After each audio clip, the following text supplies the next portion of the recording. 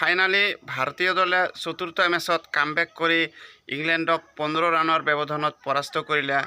মেচখনত ভাৰতীয় দলে যিদৰে আৰম্ভ কৰিছিল, প্ৰথম ইনিংছত বেটিং কৰিবলৈ আহি দ্বিতীয় অভাৰতেই ওপৰ-জুপুৰি 3টাকৈ উইকেট হেৰুৱাই যি এটা সংকটত পৰিছিল, কিন্তু এই সংকটৰ পৰা যিধৰণে ভাৰতীয় দলে 181 ৰান সংগ্ৰহ কৰিছিলে সেয়া আউটষ্টেণ্ডিং আছিলে। আৰু 3টাকৈ ওপৰ-জুপুৰি উইকেট হেৰুৱাৰ পিছত অভিষেক শৰ্মা আৰু ৰিংকু সিঙে দুয়ো মিলি ভাল এটা পাৰ্টনাৰশ্বিপ কৰি দলক সেই মোমেণ্টাম আনি দিছিলে, য'ৰ পৰা দলে ভালদৰে ফিনিচিং দিব পাৰে। আৰু ৰিংকু সিং আৰু অভিষেক শৰ্মাই দুয়ো মিলি দলৰ কাৰণে মেচ যিধৰণে ওলাই লৈ গৈছিল, ইয়াৰ পৰাই ভাৰতীয় দলে সেই দুয়োৰে 45 ৰানৰ যি এটা পাৰ্টনাৰশ্বিপ আছিল, এই পাৰ্টনাৰশ্বিপৰ পিছতেই শেষলৈ হাৰ্দিক পাণ্ডিয়া আৰু শিৱম দুবে আহি যিধৰণে বেটিং কৰিছিল সেয়াও ক্ৰেডিট দিব লাগিব। হাৰ্দিক পাণ্ডিয়া যিদৰে ফৰ্মলৈ উভতি আহিছে, সেয়া চেম্পিয়নছ ট্ৰফিৰ পূৰ্বে হাৰ্দিক পাণ্ডিয়াৰ ফৰ্মলৈ উভতি অহাটো দলৰ কাৰণে অতিকৈ জৰুৰী আছিলে। আৰু পাণ্ডিয়াই যিধৰণে মেচ ফিনিচিং কৰিছিলে, ইয়াৰ পৰাই ভাৰতীয় দলে 181 ৰান সংগ্ৰহ কৰিব পাৰিছিলে। আৰু কেৱল মাত্ৰ হাৰ্দিক পাণ্ডিয়াই নহয়, শিৱম দুবেও পাণ্ডিয়াৰ লগত ভাল পাৰ্টনাৰশ্বিপ কৰিছিলে। আৰু পাণ্ডিয়া আৰু দুবে দুয়ো মিলি যি অৰ্ধশতকীয় ইনিংছ খেলিছিল দলৰ কাৰণে, আৰু দুয়ো 53 ৰানকৈ কৰিছিল। আৰু দুয়োৰে এই ইনিংছৰ মূলতেই ভাৰতীয় দলে যি এটা সন্মানগত স্থিতিত আহিব পাৰিছিল, আৰু বলাৰসকলক যে মেচখনত বজাই ৰাখিবৰ কাৰণে কিছু ৰান দিব লাগিছিল, সেই ক্ষেত্ৰত এই দুয়ো বেটাৰে 87 ৰানৰ এটা পাৰ্টনাৰশ্বিপ কৰি প্ৰথম ইনিংছতেই মেচ ভাৰতীয় দলৰ হাতলৈ শ্বিফ্ট কৰি আনিছিলে। ইনিংছৰ দ্বিতীয় অভাৰতেই যি খলকনিৰ সৃষ্টি কৰিছিল সাকিব মেহমুদ, আৰু শেষলৈ সেই সাকিব মেহমুদে নিজৰ প্ৰথম অভাৰতে 3টা উইকেট লোৱাৰ বাহিৰে পিছলৈ আৰু ভাৰতীয় দলৰ কোনো বেটাৰৰ ওপৰত ইমান প্ৰভাৱ পেলোৱা নাছিল। আৰু পাণ্ডিয়া আৰু শিৱম দুবে দুয়ো মিলি আদিল ৰাছিদকো যিধৰণে চম্ভালি লৈছিল মিডিল অভাৰ্ছত, সেয়াও এক গেম প্লান অনুযায়ী খেলিছিল, যাৰ কাৰণে ভাৰতীয় দলে ওপৰ-জুপুৰি 3টাকৈ উইকেট হেৰুৱাৰ পিছতো যিদৰে কামবেক কৰিছিল, এয়াই হ'ল ভাৰতীয় দল।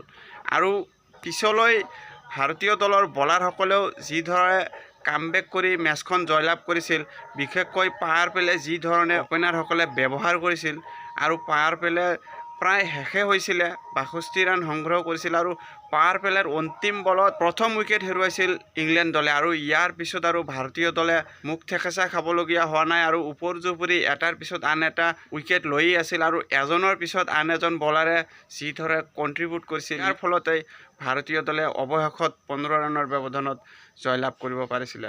মেচখনত ভাৰতীয় দলৰ হৈ যেতিয়া উইকেটৰ প্ৰয়োজন আছিল, তেতিয়া ৰবি বিষ্ণুই প্ৰথম 3খন মেচত ইমান দক্ষতা দেখুৱাব পৰা নাছিল, কিন্তু ৰবি বিষ্ণুৰ কাৰণে যেন এই মেচৰ এই চিচুৱেশ্যনেই যেন ৰবি বিষ্ণুৰ কাৰণে বাট চাই আছিলে। আৰু অৱশেষত দলক এক সংকটৰ অৱস্থাত থকাত ৰবি বিষ্ণুৱে আজি যিধৰণে কামবেক কৰাইছে, ইয়াৰ পৰাই ভাৰতীয় দলৰ বলাৰসকলৰ যে ইজনে এদিন আনজনে আন এদিন যে উজলি উঠে, ইয়াৰ পৰাই পুনৰ এবাৰ প্ৰমাণ হৈ গ'ল।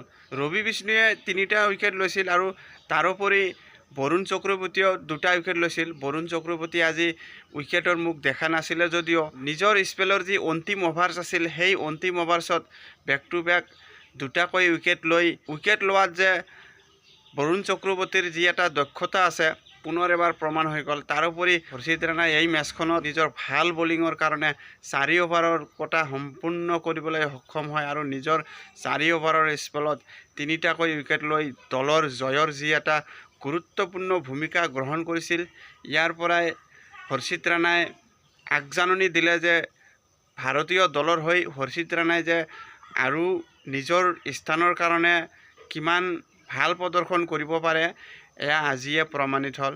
তুলনামূলকভাৱে চাব গ'লে ভাৰতীয় টপ অৰ্ডাৰ বেটাৰসকলৰ কিছু ভাল কৰিবলগীয়া আছে যদিও ফাইনালি মেচখন ভাৰতীয় দলে জয়লাভ কৰাৰ লগে লগে 17টাকৈ ছিৰিজত ভাৰতীয় দলে জয়লাভ কৰিলে। আৰু T20 ক্ৰিকেটত ভাৰতীয় দলে প্ৰথম এনে দল যি দলে 17টাকৈ ছিৰিজত ওপৰ-জুপুৰি জয়লাভ কৰিছে। আৰু ইয়াৰ পৰাই ভাৰতীয় দলে যে ডমিনেটিং কৰি আছে বিশ্ব ক্ৰিকেটত, পুনৰ এবাৰ প্ৰমাণিত হৈ গ'ল। তো বন্ধুসকল, হৰ্ষিত ৰাণাক এই মেচখনত অংশগ্ৰহণ কৰাক লৈ বহু বিতৰ্ক চলি আছে।